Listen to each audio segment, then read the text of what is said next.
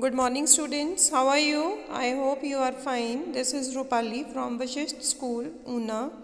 Today we'll do the poem Animals. It is written by Walt Whitman. In this, the poet tells us that he feels more at home with animals than humans, whom he finds complicated and false.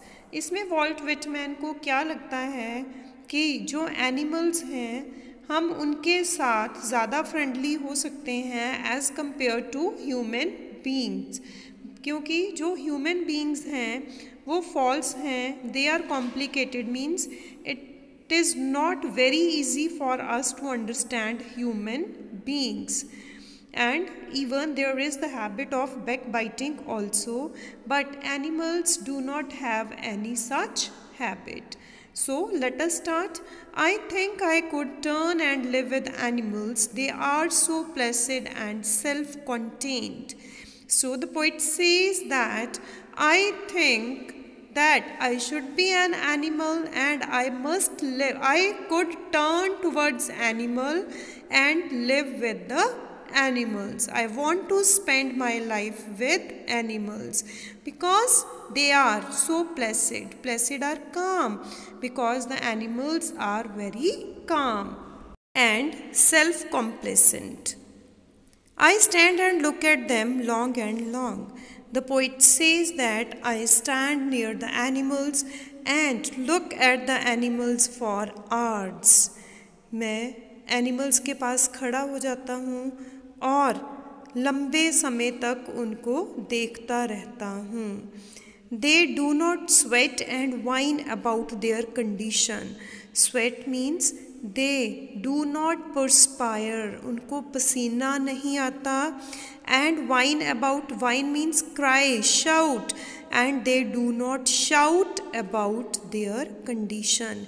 कि जो animals हैं वो चाहे जिस भी condition में हो, ना तो उनको घबराहट से, जैसे ह्यूमन बीइंग्स बोलते हैं कि मुझे घबराहट हो रही है, मुझे पसीना आ रहा है, nothing like this happens with animals. मतलब एनिमल्स ऐसा कुछ होता भी होगा, वो शो नहीं करते हैं ऐसा कुछ. They do not perspire and even they do not cry about their condition. उनकी कंडीशन जैसी भी हो, बुरी हो, अच्छी हो, they never cry. They do not lie awake in the dark and weep for their sins. And they do not lie awake.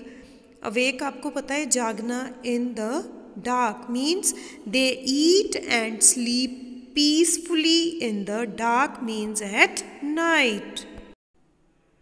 They weep for their sins. Human beings weep for their sins.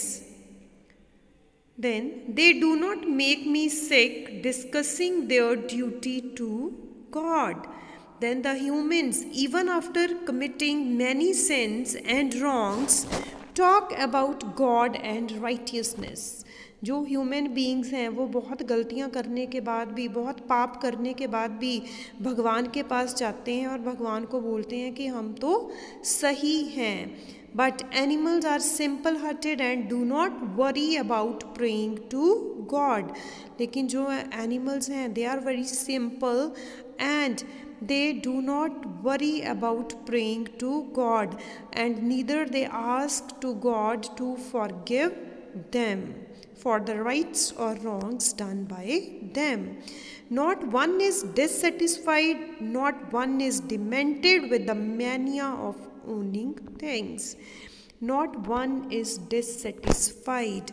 No animal is dissatisfied. The animals, because of their purity of hearts, do not need to pray. They do not need to ask God to fulfill their needs like human beings. मतलब वो अपनी demands को भगवान के आगे माथा take के नहीं सेटिस्फाई करवाते. They are always satisfied and no animal is mad like human beings for the luxuries of the world.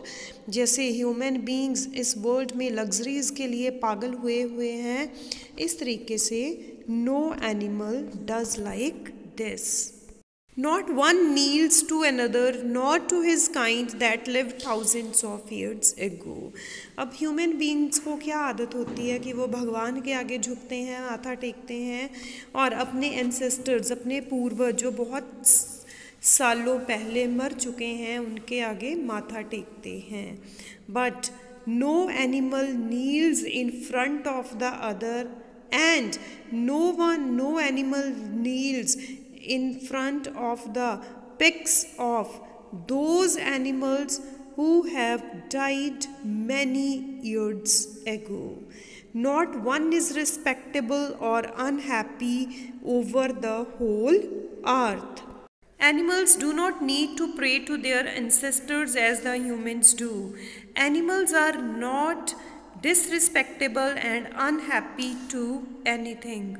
Animals जो हैं वो डिसरिस्पेक्टेबल नहीं हैं, अनहैप्पी नहीं हैं किसी भी चीज़ के लिए. They do not need to respect one और इंसल्ट द अदर. एनिमल्स को ये नहीं पता कि इसकी रिस्पेक्ट करनी है या दूसरे की इंसल्ट करनी है like the humans do. They are satisfied with in themselves. Animals are always satisfied within themselves. So they show their relations to me and I accept them. So the poet says that the animals show their relations to the poet. It means animals seem to have what the humans had once. मतलब जो manners, जो आदतें humans की कभी हुआ करती थी आज वो एनिमल्स की हैं. एनिमल्स आज अच्छा बिहेव करते हैं than the human beings. These are self contentment and innocence. They remind the poet of these good qualities and symbolize the lost values of human beings. They bring me tokens of myself. They evince them plainly in their possession.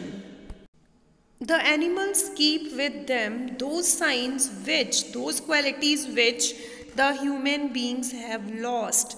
The poet wonders where from these tokens the animals had. जो poet है उसको बड़ी हैरानी है कि animals ने ये tokens, ये वैल्यूज़ कहाँ से ली हैं. The poet believes that the advancement has corrupted the humans and made them sinful instead of teaching good virtues like kindness, innocence and self-containment. I wonder where they get those tokens. I wonder from where they have taken these values. Did I pass that way huge times ago and negligently dropped them? So the poet believes that the humans dropped these virtues long time ago. और poet को लगता है कि humans ने ये चीज़ें बहुत, ये टोकन्स, ये साइंस, ये सिंबल्स बहुत समय पहले छोड़ दिए थे and ignored in the madness, और इनको पागलपन में इग्नोर कर दिया था. And the animals are now possessing these values. That's all with the explanations of the poem. Now I will tell you some of the poetic devices used in the poem. So the poetic devices used here are repetition, means the repetition of words or phrases in the same line, like I stand and look at them long and long. They do not one is. Alliteration is used. Alliterations examples are repetition of initial consonant sound in the same line. They do not make me sick. Mania of owning things. जैसे make me. Free verse when there is no rhyme scheme used. ये free verse है. Free verse क्या होता है? जिसमें कोई भी rhyme scheme use नहीं होती है. राइम स्कीम कैसे होती है? जैसे जिसमें राइमिंग वर्ड्स होते हैं उनसे हम राइम स्कीम बनाते हैं. Now the textual question answers. First one is notice the use of the word turn in the first line. I think I could turn and live with animals. What is the poet turning from? The poet कहाँ से turn करना चाहता है, कहाँ से change होके क्या बनना चाहता है? So the poet is turning from being a human being to being animals. वो ह्यूमन बीइंग से एनिमल बनना चाहता है? It is because animals are more human and simpler than the human beings. और वो इसलिए एनिमल बनना चाहता है क्योंकि जो एनिमल्स हैं उनको ह्यूमन बीइंग्स की तरह दिखावा करना नहीं आता and they believe in leading a simple life. Second is mention the 3 things that humans do and animals don't. 3 चीज़ें जो ह्यूमन करते हैं और एनिमल्स नहीं करते हैं। Humans do, animals don't do. First point is humans cry about their condition. Humans की condition अगर थोड़ी ख़राब हो जाए तो वो चिल्लाते हैं, animals do not do that. They lie awake in the dark and weep for their since. वो रात को जागते हैं और अपने किए हुए पापों के लिए रोते हैं, humans, but animals don't do anything like that. Third is they make the poet sick by discussing their duty to God.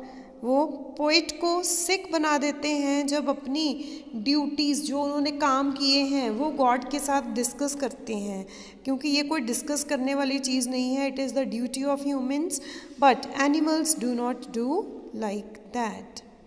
Third question is, do humans kneel to other humans who lived thousands of years ago? क्या humans उनके आगे झुकते हैं, उन humans के आगे जो हज़ारों साल पहले जिए थे? Discuss this in groups. तो बेटे ग्रुप्स तो नहीं है, I am just going to tell you the answer. Yes, human beings do that. Human beings झुकते हैं भगवान के आगे भी और उनके अपने एंसेस्टर्स के आगे भी। They do so to show respect to the elderly and it is a cultural feature of our country. ये झुकना हमारे कंट्री का एक कल्चरल फीचर है, इसलिए ह्यूमन बीइंग्स झुकते हैं। अदरवाइज अगर ऐसा कुछ ना हो तो वो कोई रिस्पेक्ट देने वाले नहीं हैं ह्यूमन्स भी। ठीक है, ये आपको भी पता है how cunning the human being is. We all are humans and we all are very cunning. So now with this, the poem is complete with exercise. It is complete in all respects, and tomorrow we'll start with a new chapter. Till then, bye. Have a nice day ahead.